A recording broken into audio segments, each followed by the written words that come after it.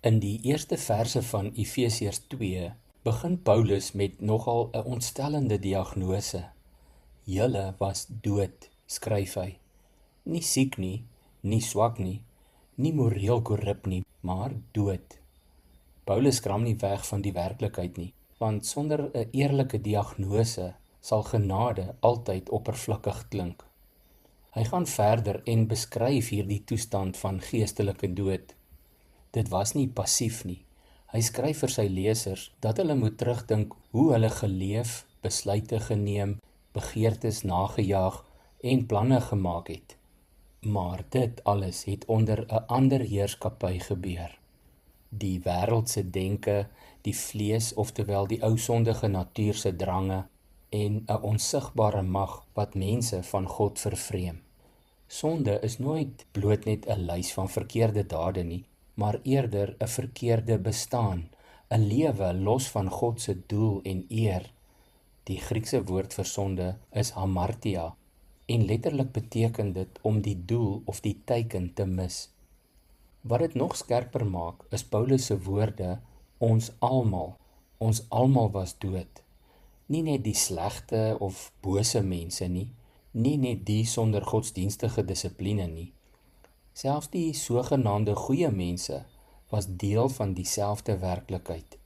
Voor God is daar nie 'n gradering van geestelike dooies nie.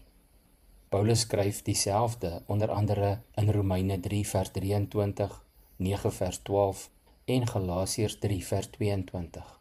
Hierdie waarheid is ongemaklik, maar tog is dit noodsaaklik. Want as iemand dink hy het net effens afgedwaal, of hy dink hy was daar nie so sondig nie, en hulle begin dink hulle behoort 'n goeie kans te staan om hemel toe te gaan, dan sal genade altyd vir hulle oordrewe voel. Dan raak sulke mense gou geïrriteerd met ander wat regtig uit genade leef.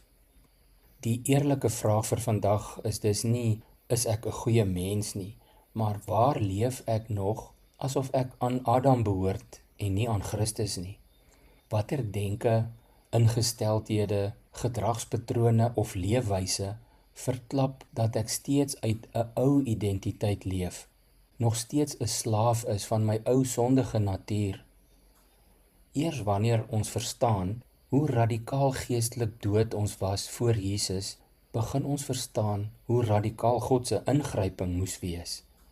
Genade begin nie by selfverbetering nie, maar by die nuwe lewe wat God gee. Kom ons bid saam. Here, baie dankie vir daardie spreekwoord wat sê, elke kind van God het 'n verlede en elke sondaar kan 'n toekoms hê in Christus. Dankie dat my verlede nie my toekoms bepaal nie. En dankie vir daardie dag, Here Jesus, toe ek U ontmoet het, toe U my lewe oorgeneem het en nuut gemaak het. Help my om nie meer te dink of op te tree vanuit my ou sondige patrone nie. Dankie dat U my splinternuut kom maak het en deur U Heilige Gees my op hierdie pad vorentoe vat. Ek vertrou U en ek prys U naam daarvoor. Amen.